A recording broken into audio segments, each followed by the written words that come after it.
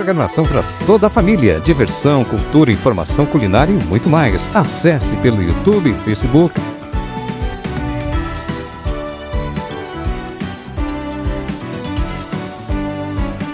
Cidade Ativa Online, a nossa TV online. Boa noite a todos que nos assistem. Sob patrocínio da RB Marketing Político, estamos começando o programa Direito do Povo, que visa esclarecer a dúvida que quem nos segue pelos meios de mídia social fazem durante o programa. O programa é ao vivo, por isso então aproveitem o tempo para mandar as suas dúvidas.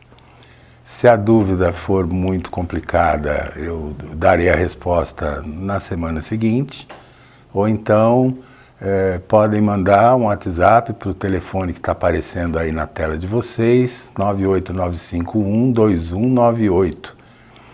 E qualquer dúvida que puder ser esclarecida por WhatsApp, a gente responde com toda satisfação. E também, se a questão for mais complicada, podemos agendar uma consulta online ou uma consulta presencial, dependendo de onde você estiver. Tá bem? Semana passada tivemos uma audiência bastante significativa, a meu ver. Eu, sinceramente, não esperava tanto, mas o CEO da RB Marketing Jurídico me garantiu que teve bastante aceitação o programa, bastante visualização, bastante segmentos, e hoje estamos com mais de 1 milhão de seguidores. Imaginem vocês, foi uma grata surpresa para mim.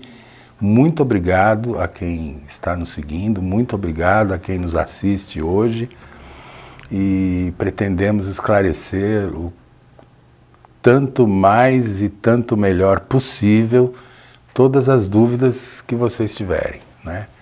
Infelizmente, a semana passada não conseguimos visualizar todas as perguntas que nos foram enviadas, né? Hoje vamos tentar responder algumas delas, que a produção já está separando para nos colocar, e enfim, é isso. Também me entraram em contato comigo pelo WhatsApp durante a semana para que eu estabelecesse uma dúvida de qual a diferença entre a regularização fundiária que as prefeituras têm feito hoje e o uso capião. São coisas absolutamente distintas. A regularização fundiária é uma lei que foi promulgada em 2017, que visa dar regularidade a um sem número de imóveis irregulares, principalmente nas periferias das cidades, né? Imóveis cujos proprietários têm apenas um contrato de compra e venda. Muitas vezes contrato de compra e venda já é de um vendedor que, por sua vez, também comprou por contrato de compra e venda, enfim. Na realidade, a minha casa, muitos deles têm até escritura de compra e venda, mas não tem registro. E muitas vezes nem consegue o registro, né? Porque essa propriedade, muito provavelmente, é proveniente de um loteamento clandestino, iniciado muito tempo atrás, e hoje virou área urbana de um município, né? Na periferia de São Paulo nós temos vários municípios onde acontecem todos esses problemas na hora de tentar registrar a sua propriedade no cartório de registro de imóveis. O cartório simplesmente diz que não cabe registro porque o imóvel dele provém de uma área maior, não sabe quem é o proprietário, etc, etc. Quando a propriedade é pequena, é urbana, está na área periférica do município, a prefeitura pode regularizar, dar regularização fundiária a este imóvel e dar a tão sonhada propriedade para a pessoa, né? O registro, uma escritura devidamente registrada para o dono, né? É um processo administrativo, processo que corre perante a prefeitura com coleta de documentos, mas quase que exige a mesma documentação que uma ação de usucapião.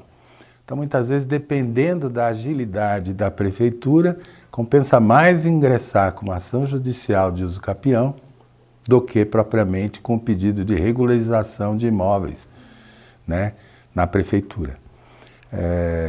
Muitas prefeituras de 2017 para cá, já lá se vão 6 anos, né, e muitas prefeituras fizeram mutirão, dando título de propriedade e regularização de seus imóveis para a área periférica de vários. Isso aconteceu em vários municípios, né? Eu posso falar por experiência própria que aqui no Embu das Artes, no município de Embu das Artes, a prefeitura fez um mutirão e deu escritura com registro para várias moradias, vários imóveis na área periférica da cidade. Isso aconteceu também em outras áreas da Grande São Paulo, em outras cidades da Grande São Paulo. Basta que o prefeito tenha boa vontade e basta que a prefeitura tenha um departamento de regularização fundiária especializado no assunto, né? Muitas são as prefeituras, no entanto, que ainda nem sequer conhecem esta lei ou têm um departamento de regularização fundiária, né? São vários os municípios. Eu conheço um município lá entre São Paulo e São Bernardo do Campo, que somente agora, no ano de 2023, é que inaugurou um departamento de regularização fundiária que está sendo dirigido por um colega meu, advogado, muito querido, Dr. Ronan, que estava implantando a regularização fundiária no município de Diadema. Está implantando a regularização fundiária no município de Diadema, o que é bastante salutar. Mas veja, uma cidade como Diadema, que é enorme, que tem uma população muito grande, somente 6 anos depois da promulgação da lei é que se preocupa em ter um departamento de regularização fundiária. Espero eu tenho certeza que o Dr. Ronan está fazendo um excelente trabalho e está dando a máxima agilidade para regularizar as propriedades daqueles que pedem, né? Enfim, mas essa dúvida me mandaram, espero ter esclarecido isso, tá certo? Então, podemos agora iniciar, caso a produção já tenha... Enfim, estamos lá. Na primeira pergunta, Henrique Dias, boa noite, doutor Paulo, parabéns pela ótima programação, muito obrigado. No caso de pensão alimentícia, quando o pai tem redução do salário, daria para baixar o valor da pensão também? Sim, Henrique. A lei de alimentos diz o seguinte, que quando houver alteração das condições financeiras, tanto do alimentado como do alimentante, a pensão alimentícia pode ser, os alimentos, né? Tecnicamente a gente chama de alimentos, podem ser alterados, para mais ou para menos, dependendo da circunstância. Então, Henrique, o que você tem que fazer é procurar um advogado, ingressar na justiça no mesmo processo aonde foi fixado o valor dos alimentos, e pedir a redução, tendo em vista a redução salarial que você tem experimentado por esses tempos, tá certo? Então, é possível sim. Não só é possível, como é bastante salutar para que você faça isso, porque afinal não se compreende uns alimentos na ordem aí de 50% do que você ganhe, por exemplo, né? Tem muitos casos, são milhares de casos como esse. Pessoa, quando se separa e quando o juiz fixa alimentos, pode estar numa condição bacana, digamos assim, não, está ganhando 5 mil por mês. Então ele aceita pagar 20% disso, 30% disso. Normal é que o juiz fixe em 30%, tá certo? Mas desde que isso não comprometa a sua sobrevivência. Tá claro? Lúcia Muso, boa noite, Lúcia. Boa noite, Dr. Paulo, seja bem-vindo à Cidade Ativa Online. Abraços a todos. Muito obrigado, Lúcia. Boa noite para você também. Obrigado aí pela lembrança, obrigado por estar nos seguindo. Tá certo?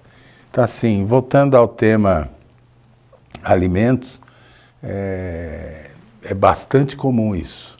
A pessoa fica desempregada, a pessoa tem diminuição de salário, muitas vezes muda de emprego e aquele que ganhava, sei lá, 5 mil reais, passa a ganhar 2.500, 2.000, né? E o melhor é que na justiça não se fixe valor. São muitas as sentenças que fixam um valor para os alimentos, muitas vezes corrigido pelo salário mínimo, ou fixa em salários mínimos, um salário mínimo, meio salário mínimo, um salário mínimo e meio e tal. O melhor, que eu indico sempre aos advogados e peço sempre ao juiz, em casos como esse, é que o juiz fixe um percentual limítrofe de 30% sobre os rendimentos do alimentante. Isto é melhor fazer dessa forma para que não haja surpresa. E sempre tomando cuidado, o alimentante, de avisar ao juiz que ele ficou desempregado, tá certo? E pagar o que puder, porque se é verdade que o alimentante precisa sobreviver, também é verdade que o alimentado precisa dos alimentos, muitas vezes até para poder botar comida na mesa. A questão é dividir, né? Quem pede alimentos é porque precisa enfim, porque se não precisasse ou não pediria, ou cabe ao alimentante provar que a pessoa não precisa, então deveria cessar os alimentos, tá certo? Bruno de Lúcio, grande Dr. Paulo, boa noite. No caso de muro na divisória do terreno, quem tem direito? Em que sentido, né? Assim, se o muro pertence a determinada propriedade, esse muro é divisório, quem tem que cuidar do muro é o dono do muro, tá certo? Quem tem direito sobre este muro é o dono do muro que construiu o muro. Como ele serve de divisória, cabe ao vizinho deixar de promover obras que atentem contra a integridade desse muro. Por exemplo, eu dou um exemplo aí, muitas são as obras de prédios, né? Quando o prédio está fazendo aquela fundação com máquina, com ferro no solo, enfim, muitas vezes promove rachaduras nos imóveis vizinhos. E o muro muitas vezes é o primeiro que cai. A construtora ou o vizinho, causador do dano ao muro ou à propriedade do vizinho, tem que indenizar, tem que reparar o dano, tá certo? Isso é muito comum, é mais comum do que a gente imagina. E a título de curiosidade, existe na justiça também uma ação que chama-se nunciação de obra nova. O que é isso? Muitas vezes a pessoa constrói um sobradão, né, que acaba tirando o sol da propriedade vizinha. Isso também não pode, tá certo? Vamos lá. Manuela Siqueira, boa noite, Dr. Paulo. Então posso contratar o senhor para conseguir minha cidadania no Brasil. Beijos de Angola.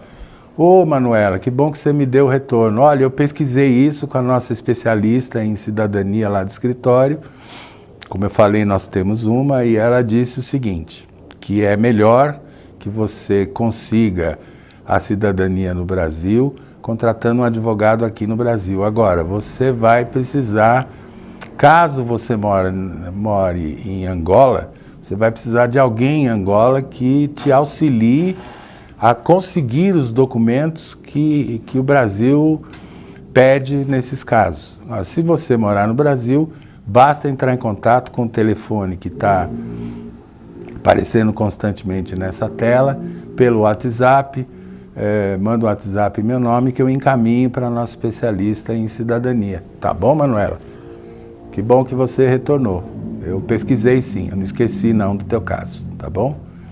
Agora, o mais importante é saber se você mora no Brasil ou em Angola. Desculpe É Dr. Paulo. Hã? Ah, tinha escrito errado o meu nome, não tem problema não. Imagina. Tá desculpada, Lúcia? Obrigado novamente pela lembrança. Neuza Fortunato. Boa noite, doutor. Eu me divorciei e fiquei com a casa, usufruto meu e dos filhos. Eu tenho que dividir o aluguel com meus filhos. Eu posso entrar com pedido de pensão alimentícia, pois não posso trabalhar devido a uma doença crônica. Pode sim. Pode pedir pensão para os seus filhos e um bom começo é pedir ao juiz para que cesse a divisão dos aluguéis, caso o aluguel seja suficiente para que você se mantenha, Neuza. Caso isso não aconteça, você pode pedir pensão alimentícia para os seus filhos, tá? Pensão alimentícia, ou alimentos, como é tecnicamente chamado na justiça, ele se dá pela consanguinidade, ou seja, pelo parentesco para cima ou para baixo. Você pode pedir alimentos para o pai, na falta do pai para o avô, ou para o filho, na falta do filho para o neto. Você pode pedir, desde que tenha consanguinidade, ascendentes e descendentes é o nome, tá bom? Basta procurar um advogado ou então marcar uma consulta comigo aí, mesmo que seja online, não tem problema. Basta marcar essa consulta pelo telefone que aparece na tela aí, tá bom? Eu já esperava isso. Sempre haverão aqui nesse programa, eu tenho certeza, perguntas relacionadas a alimentos, porque é uma das causas que mais aparecem na justiça. São ações que são muito complicadas, muitas vezes com problemas familiares muito sérios. É muito comum ex-marido ou pai que se recusa a prestar alimentos, ou que estão condenados pela justiça a prestar alimentos e não prestam alimentos, atrasam constantemente alimentos, deixam de pagar.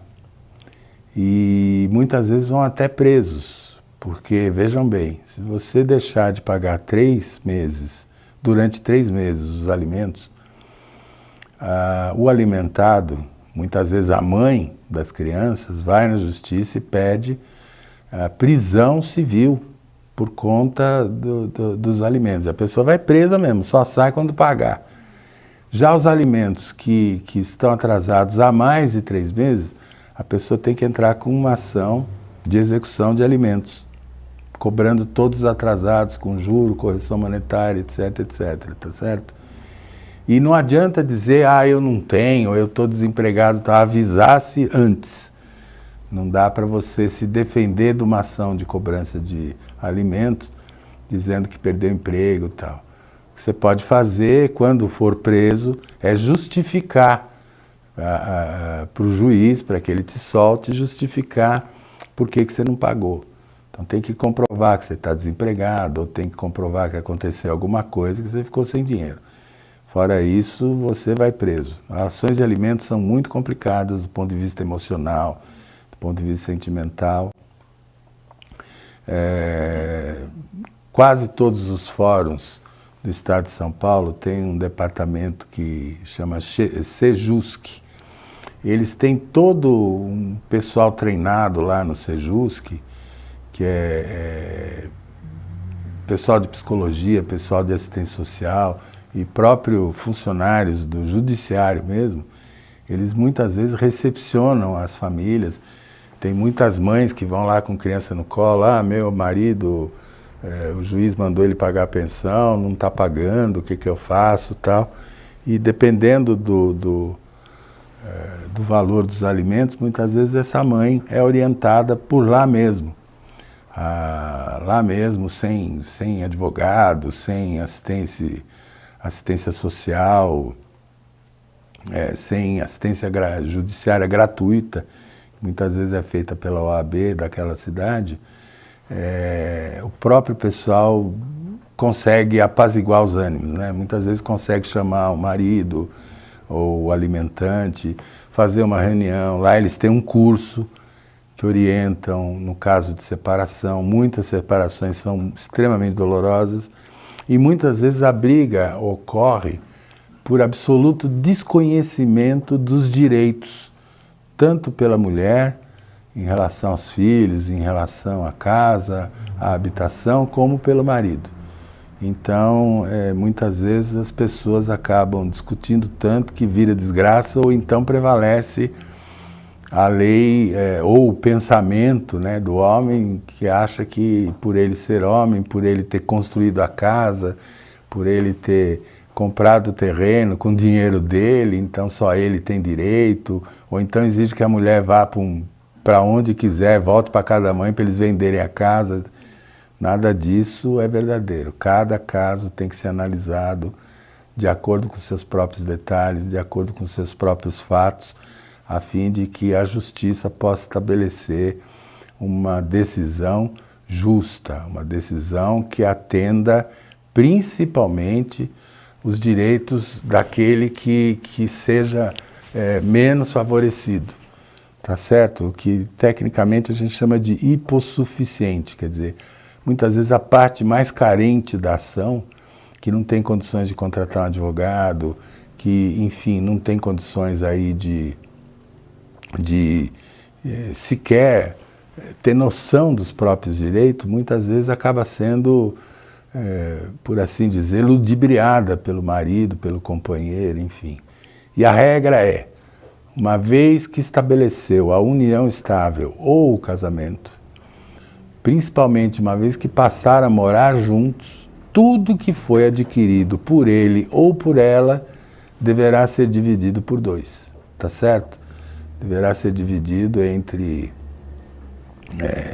marido e mulher, companheiro e companheira. Manuela, deixa o seu número de telefone para mim, por favor, muito obrigado. Manuela, é esse mesmo telefone que aparece, que está aparecendo agora, que você está vendo, ao lado de Cidade Ativa Online. Dr. Paulo Bonadi, está aí o meu telefone, 11, é o DDD, 989512198. Basta mandar um WhatsApp para esse telefone, que é exclusivo para esse programa. Tá bom, Manuela? Basta mandar esse contato para a gente, que teremos enorme prazer em atendê-la. Tá bom? Mas, enfim, voltando aí ao tema aí, direito de família, né? Estou morando em Luanda, Manuela. Tá bom, entre em contato que a gente te orienta direitinho, tá bom? Eu vou imediatamente, assim que você estabelecer contato, eu encaminho para a nossa especialista, que entrará em contato contigo. Tá bom, Manuela? Muito obrigado, viu? Enfim, como eu estava dizendo, a partir do momento que a pessoa estabelece uma união estável, a partir do momento que a pessoa casa, tudo que é adquirido por ambos deve ser partilhado igualmente entre os dois. Com relação à casa, se tiver um único bem imóvel, se a mulher tiver filhos, se o casal teve filhos, muitas vezes até pequenos, não tem onde morar, então é justo e muito comum que ou a residência passa a ser dos filhos, os casais que são, enfim, que são mais pacíficos, que pensam mais para o futuro e que pensam muito na condição dos próprios filhos, deixam o imóvel em nome dos filhos com usufruto da mãe, como aquele caso que apareceu aí, a pergunta aí da nossa seguidora, que deu origem a esse comentário meu aqui, tá certo? Então é assim, pode vender? Pode vender, desde que a mulher e os filhos não passem necessidade, que eles tenham para onde ir, tá certo? O imóvel é dos dois? Sim, continuará sendo metade dele, metade dela. Mas ela tem direito de moradia. Como esposa e mãe, ela tem direito à moradia. Isso é um direito que a lei lhe confere. Nós da Clínica Mesodonto estamos aqui para te atender da melhor forma. Estamos há 35 anos no mercado, atuamos em todas as áreas: pediatria, endodontia, fazemos clareamento, restaurações, implantes. Todas as suas necessidades vão ser atendidas aqui, com um tratamento humanizado, diferenciado, com conforto. Temos o diferencial de fazer cirurgias a laser, que não tem sangramento nem corte e uma recuperação muito mais rápida. Fazemos ortodontia com sistema Invisalign, fazemos frenectomias em bebês, todo tipo de tratamento que a sua necessidade requer. Temos 2 unidades, em São Paulo e na Granja Viana. Vem para Mesodonto.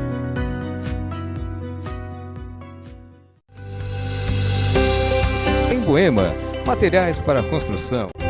Na Avenida Elias Yasbeck, número 1240, em Budas Artes Centro. Estamos aqui na Casa Elegância Imóveis com o melhor custo-benefício. Vem! A Learde possui vários planos para o seu bolso. Aqui você encontra a casa dos seus sonhos.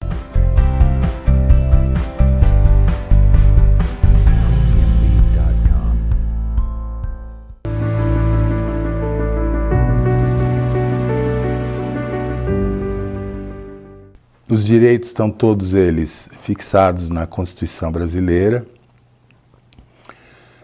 Além dos direitos mais específicos, nós temos aí, eu sugiro, Mário, que você leia isso, até por curiosidade, é bacana de ler. O artigo 5º da Constituição Federal tem lá, se não me falha a memória, mais de 70 incisos. Cada um desses incisos refere-se a um direito fundamental, né? A um direito de cidadão mesmo, né? Direito, enfim, por exemplo, está dizendo lá que não existe crime sem uma lei anterior que o defina, que você tem direito a mandado de segurança para coibir arbitrariedades cometidas por qualquer autoridade, um delegado de polícia, um prefeito, enfim, um subprefeito, uma autoridade qualquer que cometa uma barbaridade que atinja um direito seu, pode impetrar um mandado de segurança. Direito ao habeas corpus, que se refere à prisão injusta, enfim, são muitos os direitos. No artigo 5º seria bastante interessante que você, Mairo, lesse o artigo 5º da Constituição Federal. É uma leitura bastante interessante para quem não conhece. Assim como para todos, viu? Quem tiver possibilidade de buscar, enfim, é bastante. Agora, não dá para responder quais são direitos e deveres dos cidadãos brasileiros, é muito amplo. Índia procura Aline. Boa noite, sou a Índia do Brasil, aqui de Piracicaba, interior de São Paulo. Eu sou casado em comunhão parcial de bens. Quais são os meus direitos? Aquilo que eu estava falando, Índia. Comunhão parcial de bens é o regime legal de bens que a gente chama tecnicamente. Significa que do dia em que você casou para frente, tudo o que foi adquirido, esteja em nome dele, esteja em nome do casal, esteja em nome de alguém, desde que se comprove que determinado bem, determinado objeto foi comprado durante a vigência do casamento, você, Índia, tem direito a 50% de tudo, tá certo? Eu costumo brincar com os meus alunos, quando falo sobre casamento, que metade do terno, metade da calça é de cada um. Quer dizer, uma perna direita para a mulher, a perna esquerda para o marido, por exemplo. Metade de todos os bens são divididos igualmente. Tem direito em alguma coisa que ele já tenha antes do casamento? Não, não. Aquilo que ele tinha antes do casamento, você não tem direito. Mas há pormenores, há detalhes, não é? Por exemplo, é muito comum isso acontece bastante, antes de casar, o marido ou o noivo compra um terreno em nome dele. Aí casa. Então o terreno está só em nome dele. Porém, a casa que foi construída foi durante o casamento. Então, a casa você tem o valor.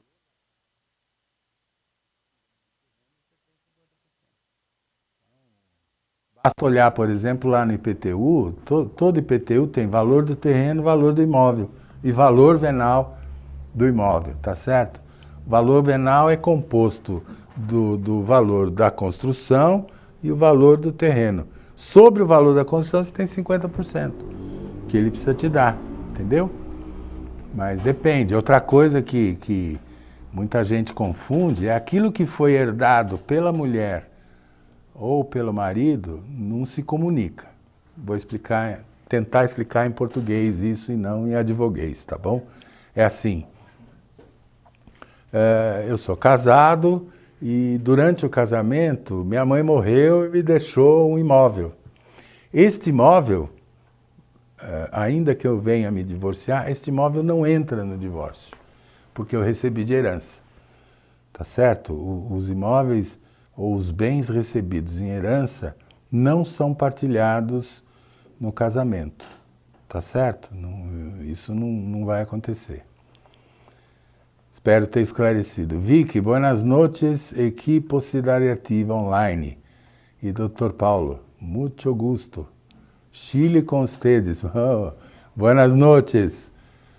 Muchas gracias. Muchas gracias, Vicky. Stephanie Pereira, parabéns, Dr. Paulo. Audiência garantida aqui em Portugal. Nossa, tem amigos meus que começaram a seguir o senhor, estudam direitos aqui em Portugal. Nossa, que bacana, que honra. Muito obrigado, Stephanie. Espero estar pronunciando errado, né? Corretamente, Stephanie ou Stephanie, não sei. Mas, enfim, fico bastante honrado. Sabe que eu tenho amigos que são advogados no Brasil, que foram advogar em Portugal. Tenho amigos que são advogados aqui no Brasil e em Portugal. E tenho um amigo que até dá aula na universidade lá em Portugal, né? Enfim, agora, infelizmente não, também estava muita bagunça, mas recentemente o advogado brasileiro, até recentemente o advogado brasileiro tinha direito de também ser advogado em Portugal. Bastava tirar a carteira de advogado lá em Portugal, agora não pode mais. Tá certo? Agora tem que estudar tudo. Havia um convênio que parece que essa lei foi alterada recentemente, já não pode mais. Então, acabou a boquinha de advogados no Brasil que iam para Portugal e começavam a advogar, tá certo? Agora, as leis portuguesas são muito próximas das leis brasileiras. A reforma que houve no Código Civil Português pegou muito do antigo Código Português, do antigo Código Civil Brasileiro, por exemplo. Nosso Código Civil Brasileiro é de 1916, o antigo. E tinha pegado muita coisa dos códigos de Napoleão, o francês, o português e o alemão, principalmente o alemão. Mas em 2002, nos anos 80, se não me falha a memória, o Código Civil Português sofreu bastante alterações. Houve uma reforma quase que completa nas leis civis em Portugal e pegou muito do Código Brasileiro. Hoje o Código Brasileiro também foi alterado em 2002, né, e ficaram bastante parecidos, viu? Os códigos civis, pelo menos. O processo civil é um pouquinho mais diferente, mas tudo que tem lá tem cá. Nós somos irmãos também na legislação, viu, Ellen? Muito obrigado, fico muito honrado de saber que tem gente me seguindo aí na terrinha, tá certo? Sabe que eu tenho um filho com nacionalidade portuguesa, né? Uma ex-esposa minha tem descendentes portugueses, é advogada em Portugal também, tem dupla cidadania e meu filho, João, também agora tem dupla cidadania, né? Enfim, vamos ver o que dá. Mas, voltando...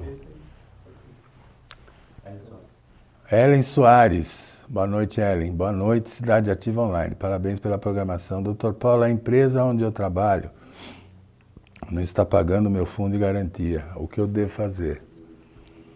Bom, eu estou pressupondo que você está querendo dizer que a empresa onde você está trabalhando não está pagando ao INSS o teu fundo de garantia, né? Você pode entrar com uma ação trabalhista, tá certo? Uma reclamação trabalhista, pedindo para que o juiz cobre dessa empresa os depósitos no seu fundo de garantia. Agora, tem que pensar bem, né, Ellen? Porque nos tempos atuais, emprego está muito difícil. Muitas vezes, reclamar com a empresa, judicialmente, muitas vezes significa a cessação do contrato de trabalho, né?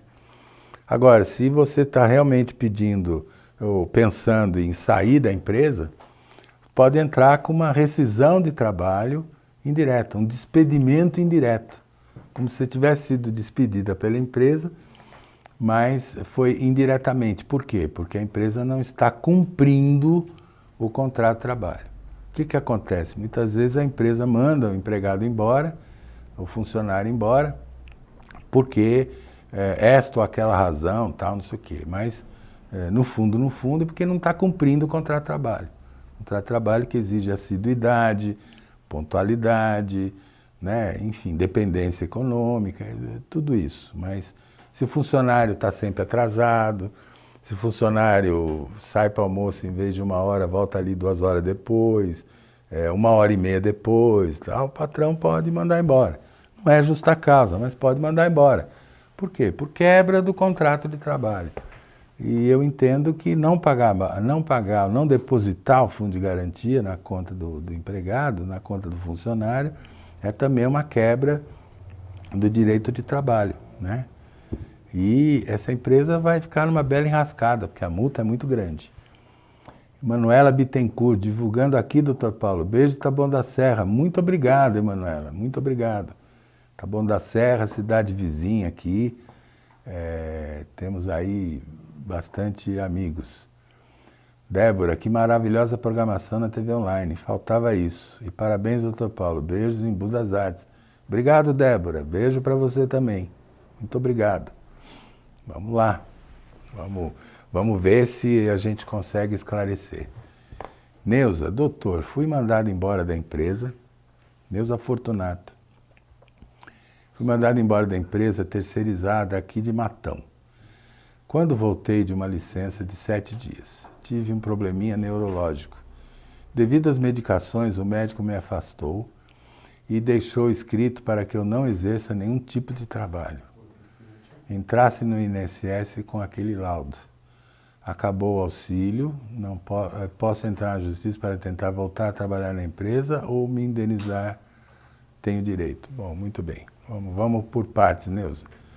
A pergunta é mais complexa do que você imagina. Primeiro, se o médico atestou, se o médico particular atestou, ou o médico do INSS atestou que você não tem condições de exercer nenhum trabalho, precisa saber se ele estabeleceu um tempo, não é? Se ele estabeleceu um tempo que você não poderia trabalhar, ou se esse não poder trabalhar é para sempre, tá certo? Se ele estabelecer um tempo, então tá, então você vai ficar sem trabalhar 3 meses. Aí, digamos que você tenha conseguido uma prorrogação de mais 3 meses, ficou 6 meses sem trabalhar. Durante essa licença médica, você está recebendo pelo INSS. Quer dizer, a empresa deixa de te pagar, porque afinal você não está trabalhando, quem está te pagando é o INSS. Agora, você tem o teu emprego, você pode voltar a trabalhar. Se a empresa te mandou embora, quando você voltou, você tem direito à indenização trabalhista como se tivesse trabalhado esses 6 meses. É a mesma coisa. E esses 6 meses de licença médica, pagas pelo INSS, vai contar como tempo de trabalho. Tá certo? Então tem direito a todas as indenizações, sem nenhum problema.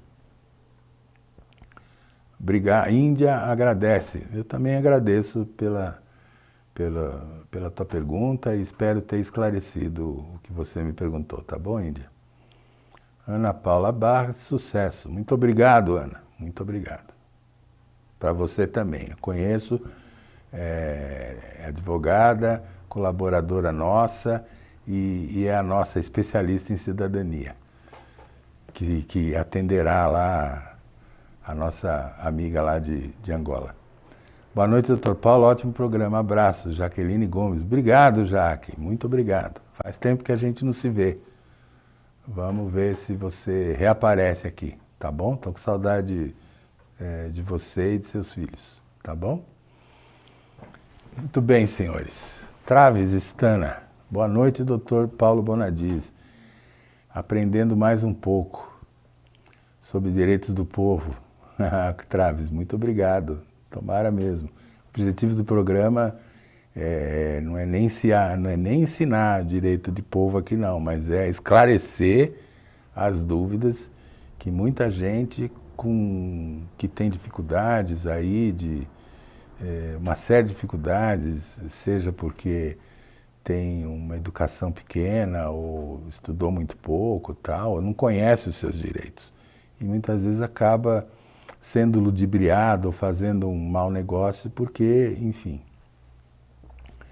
Resido em imóvel há mais de 5 anos, que comprei do antigo morador. Não há matrícula. Como devo regularizar?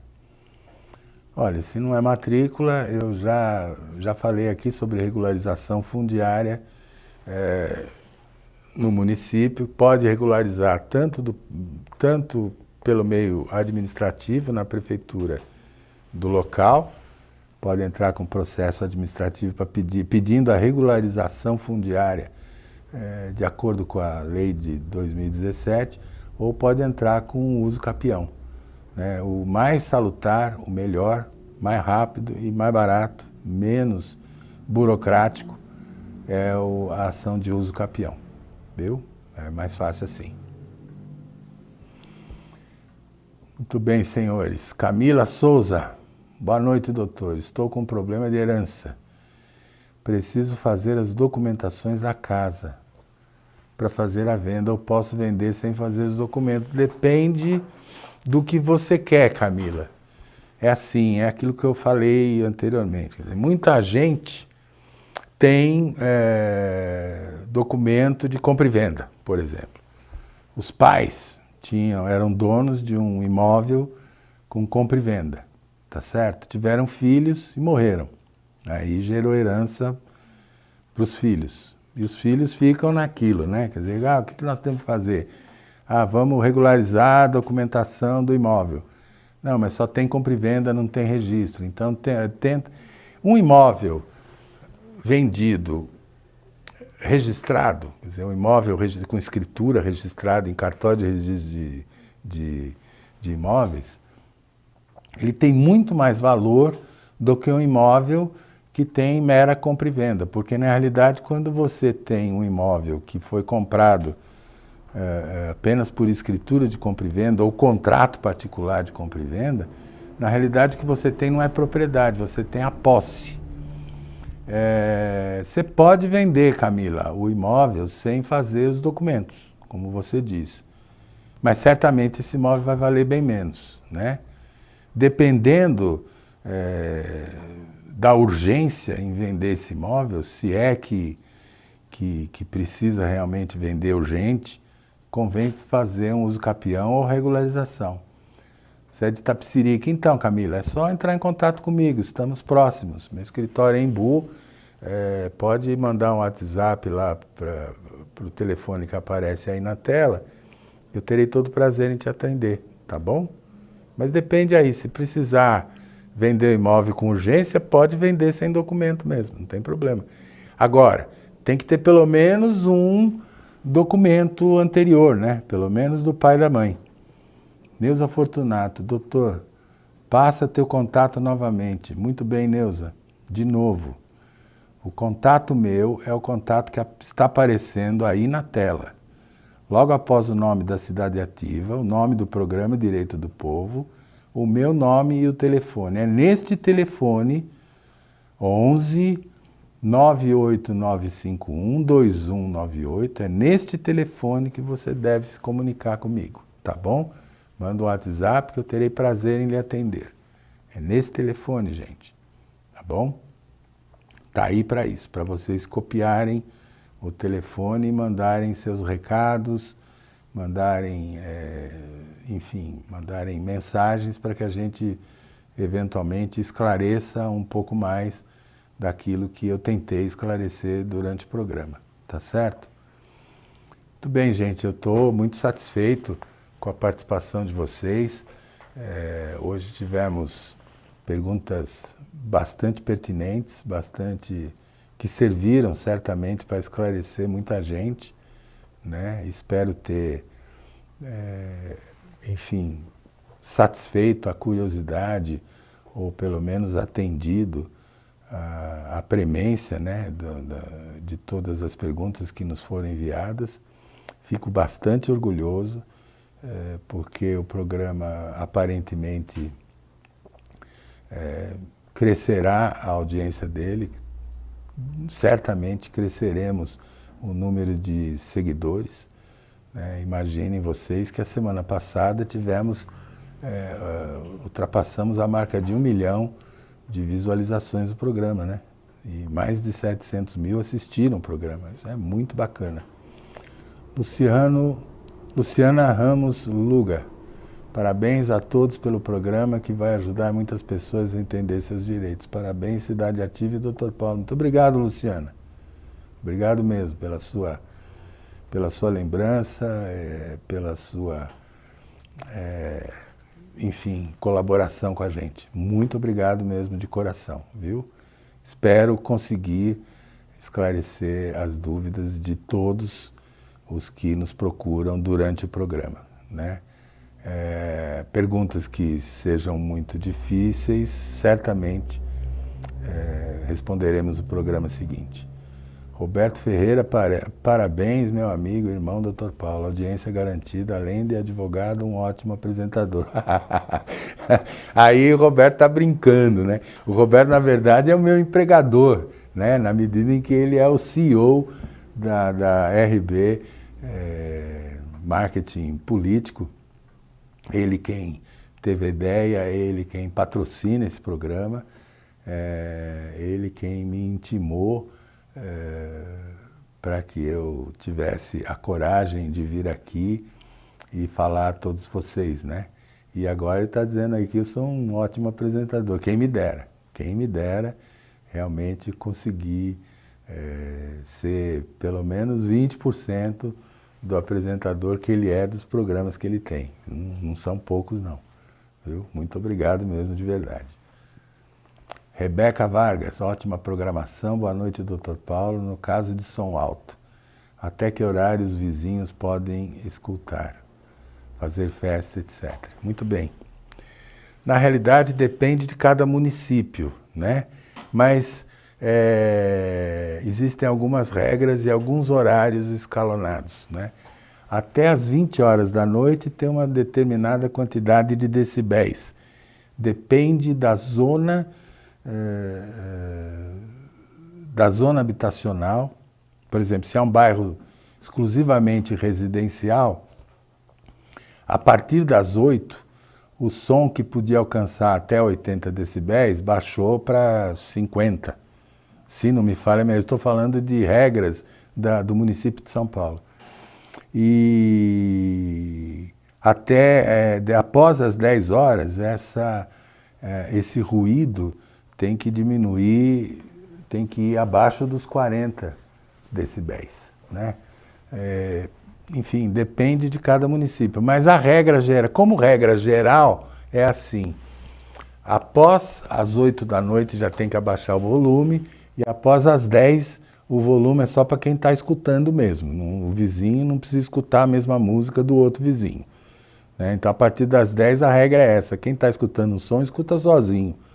Põe um fone de ouvido. Ou se estiver fazendo uma festa, enfim, abaixa o tom da festa, né? Abaixa o tom da música da festa, né? Ou a gritaria também. Enfim, é sempre uma questão de bom senso e de urbanidade, né, gente? Questão de urbanidade. A pessoa muitas vezes vai dar uma festa e chega lá, tudo bem, é final de semana, é sábado e tal, mas a partir das 10 horas, eventualmente, se o som estiver exageradamente alto, vizinhos que moram muitas vezes 10 casas depois da sua, está ouvindo o som muito alto, dependendo até da topografia do terreno, né? Muitas vezes a pessoa que está fazendo um som está num lugar abaixo da casa que está sendo incomodada, que está, digamos, sei lá, 200 metros de distância num local mais acima, ele está escutando o som como se estivesse do lado. Então é uma questão de urbanidade, é uma questão de civilidade, né? Abaixar o som. Eu não entendo isso, não entendo esses bailes funks, essas coisas. Tudo bem, vai se divertir, vai fazer baile, vai fazer bagunça, tudo bem, mas tem um limite. Limite na altura do som, limite da algazarra, né? E limite da civilidade, né? A regra geral é não faça com outro aquilo que não quer que façam com você. Essa é a regra, né? Isso é viver em sociedade. A isso dá-se o nome de urbanidade, né? É isso. Tá bom? Espero ter esclarecido, mas se quiser, manda o local onde você mora, que eu pesquiso a lei local para saber questão de horário e volume de som. Tá bom?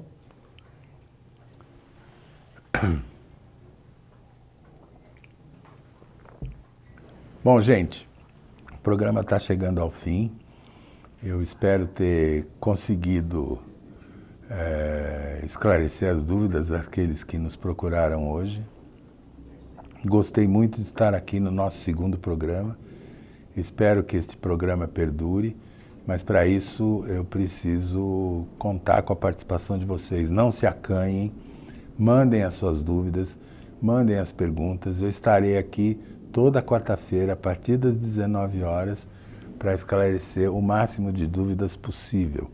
A duração do programa vai depender da quantidade de perguntas que me encaminham, tá certo?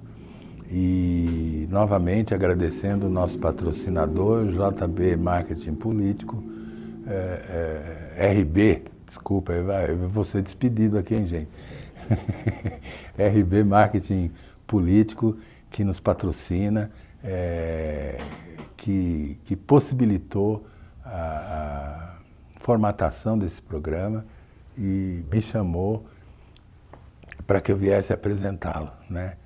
Estamos aí estudando, eventualmente, a convidar alguns amigos que sejam da área legal também, ou, enfim, que sejam de áreas afins da área jurídica, para que venham aqui no programa também esclarecer algumas dúvidas. Para isso, vão mandando essas dúvidas que a gente cataloga e, dependendo da área específica, a gente traz alguém aqui para esclarecer caso eu não possa esclarecer, porque realmente ninguém sabe de tudo. Tá bom, gente? Muito boa noite, muito obrigado pela presença de vocês por assistir esse programa, tá bom? Fiquem com Deus, até a semana que vem. Cidade Ativa Online, a nossa TV online.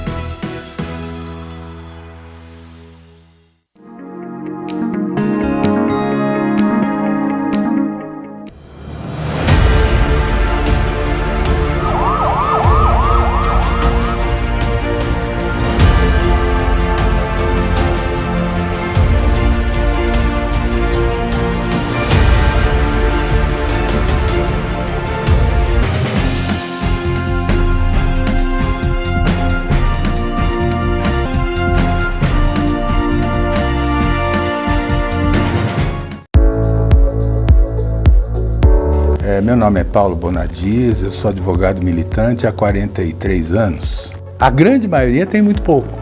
São muitas as questões. Se pode registrar o filho em nome só da mãe. Essa burocracia aqui no Brasil tem que terminar. A Hora do Sucesso. E meu amor é imensidão. Você vai falar de amor? Olá, pessoal do Japão Show. Estamos trazendo o Japão mais perto de vocês. Arigatou gozaimasu. Yoroshiku onegai itashimasu. Então vem, que eu tô apaixonado, que eu tô desesperado, pensando em você.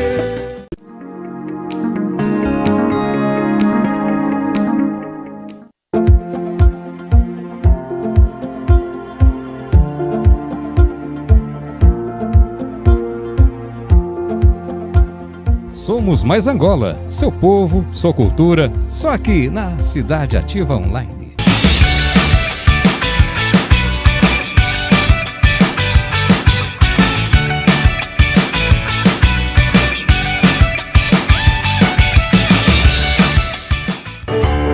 Well, it's one to the preacher.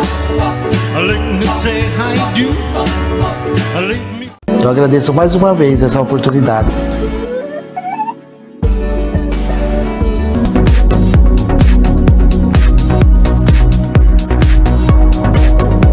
Porque hoje eu tenho um carinho dos meus filhos. Publico que eu tô grávida de novo. Nós estamos abandonados. Meu vizinho tomou até um tiro na perna. A gente tem que buscar os nossos direitos. É como um cavalo que tem 2 donos que morre de fome. Deus agita o mar, remove montanhas. Deus faz mais que isso para te ajudar. Às vezes o bar. Obrigado, que Deus abençoe. TV Online.